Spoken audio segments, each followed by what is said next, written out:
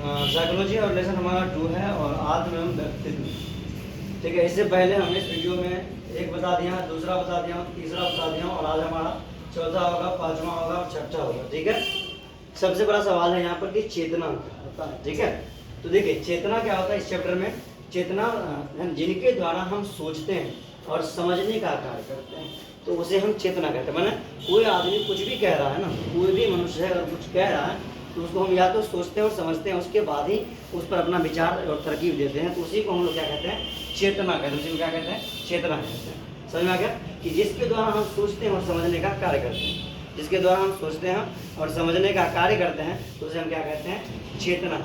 अब दूसरा है कि अचेतन से आप क्या समझते हैं। देखिए, तो जिसमें चेतना का अभाव हो तथा वैसे व्यक्ति जिन्हें सुख दुख का बिल्कुल ही अभाव। मैंने कहा कोई छोटा बच्चा उसको क्या पता क्या होने वाला, या 10 साल या 15 साल के जो नीचे व्यक्ति होंगे उनको कुछ पता ही नहीं चलेगा। ठीक है, तो उसे हम क्या कहते हैं, ठीक है, उसको बोलते हैं अचेतन। क्या बोलते हैं उसको, अचेतन। जिन व्यक्तियों के पास सुख दुख का तनिक भी अनुभव ना हो, ये उन्हें कभी सुख कभी दुख है ना, उसका अनुभव ना, यानी कि एक छोटे से बच्चे के पास जो है सुख और दुख का उतना अनुभव नहीं होता, इसलिए वह बेबाक होकर के कोई भी सेंटेंस को वह बोल देता है और वह उम्र का भी लिहाज नहीं करता। तो इस प्रकार के व्यक्तियों को लोग क्या कहते हैं, अचेतन वाले व्यक्ति। कौन से व्यक्ति बोलते हैं, अचेतन वाले व्यक्ति। अब देखिए अचेतन का अर्थ क्या होता है, तो मैं आपको बताना चाहता हूँ। अचेतन का अर्थ होता है ना, न जानने वाला व्यक्ति, जिसको हम नहीं जानते उसको बोलते हैं अचेतन का अर्थ, या नहीं समझने वाला व्यक्ति को भी हम लोग कहते हैं अचेतन का अर्थ, और ना मालूम होने वाले व्यक्ति को भी हम लोग क्या कहते हैं,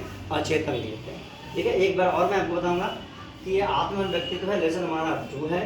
ठीक है, चेतना क्या होता है, तो हमने बताया कि जिनके द्वारा हम सोचते हैं और समझने का कार्य करते हैं। माने हमारे मन में जब मस्तिष्क में जब चेतना कोई चीज़ आता है तो या तो सोचते हैं और समझते हैं, तो सोचने और समझने, सोचने और समझने, ठीक है, सोचने और समझने की जिसमें बात आती है, जो आदमी सोचने और समझने की बात करेगा समझ जाइए कि वो चेतना की बात कर रहा है। कौन सी बात कर रहा है, वो चेतन की बात कर रहा है। ठीक है, जो सोचने और समझने की बात करेगा उसको क्या कहेंगे, चेतन की बात करेंगे। और चेतन क्या होता है कि जिसमें सुख और मैंने क्या, वैसे व्यक्ति जिस व्यक्ति के पास सुख और दुख का बिल्कुल ही अभाव होगा। मैंने वैसे व्यक्ति जिसमें सुख और दुख का अभाव होगा, मैंने वैसे व्यक्ति।